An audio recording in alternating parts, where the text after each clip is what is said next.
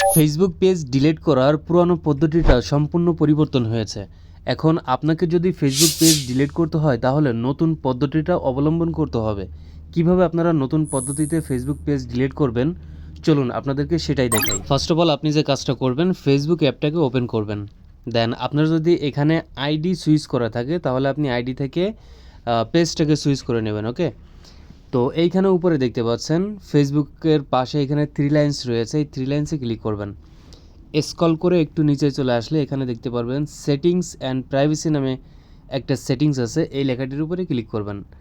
দেন এখান থেকে সেটিংসে ক্লিক করবেন। স্ক্রল করে একটু নিচে চলে আসবেন। নিচে আসলে এখানে দেখতে পারবেন অ্যাসেস অ্যান্ড কন্ট্রোল নামে একটা সেটিংস আছে, এই লেখাটির উপরে ক্লিক করবেন। এখন যে ইন্টারফেসটি দেখতে পাচ্ছেন এখানে 3টা অপশন আছে, ডিঅ্যাক্টিভ পেজ, আনপাবলিশ পেজ এবং ডিলিট পেজ। তো আপনি এখান থেকে কি করতে যাচ্ছেন? ডিঅ্যাক্টিভ পেজের কাজ হচ্ছে আপনি সাময়িক সময়ের জন্য আপনার পেজটাকে ডিঅ্যাক্টিভ করে রাখতে পারেন, যেমন পরবর্তীতে চাইলে আবার এটাকে আপনি ফিরিয়ে আনতে পারবেন।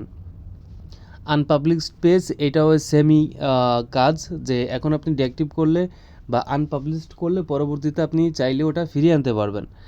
সর্বশেষ নিচে যেটা আছে ডিলিট পেজ, যদি আপনি ডিলিট পেজ ক্লিক করে ডিলিট করে দেন তাহলে এটা চিরতরের জন্য ডিলিট হয়ে যাবে। ওকে, তো আমি এখানে ডিলিট পেজে ক্লিক করলাম, দেন তারপর কন্টিনিউতে ক্লিক করে দিব।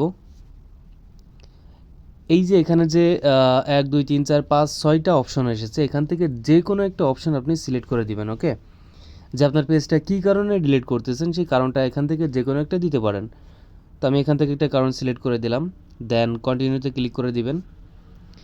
এখন যে ইন্টারফেসটা দেখতে পাচ্ছেন এখানে ডাউনলোড ইওর ইনফরমেশন, আপনার ফেসবুক পেজে যে ছবিগুলো আপলোড করছেন, ভিডিওগুলো, এইগুলো যদি আপনি চান যে ডাউনলোড করে একটা ফাইলে রেখে দিবেন ডিলিট করার আগে, তাহলে আপনি যে ডাউনলোড ইনফো দেখতে পাচ্ছেন, এই ডাউনলোড ইনফোতে ক্লিক করলে আপনার ফেসবুক পেজে যত ইনফরমেশন ছিল বা আপনার ছবি ভিডিও যা যা ছিল সব কিছু কিন্তু আপনার মেমোরিতে ডাউনলোড হয়ে থাকবে। ওকে, তো তারপর এই যে কন্টিনিউ দেখতে পাচ্ছেন নিচেই, কন্টিনিউতে ক্লিক করে দিবেন।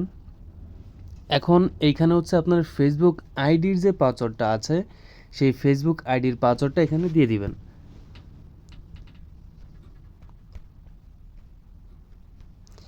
আমি আমার পাসওয়ার্ডটি দিয়ে দিয়েছি, তারপর কন্টিনিউতে ক্লিক করবেন। দেন এখন যে লেখাটি আসছে এখানে, এটা হচ্ছে আপনি যে ফেসবুক পেজটা ডিলিট করবেন, আপনাকে লাস্ট বারার মতো তারা বলতেছে যে আপনি কি আসলেই ফেসবুক পেজটা ডিলিট করবেন কি না। আপনি যদি ভুল করে এই সেটিংসে এসে টিপতে টিপতে এই পজিশনে চলে আসেন তাহলে ওরা লাস্ট বারার মতো হচ্ছে আপনাকে সতর্ক করতেছে যে এই পেজটা আপনি ডিলিট করবেন কি না। হ্যাঁ, তো আপনি যেহেতু প্রিপারেশন নিয়েছেন ফেসবুক পেজটা ডিলিট করে দিবেন, এখানে দেখতে পাচ্ছেন নিচে ডিলিট পেজ, এই লেখাটির উপরে ক্লিক করে দিবেন। কিছুক্ষণের ভিতরে পেজটা ডিলিট হয়ে যাবে।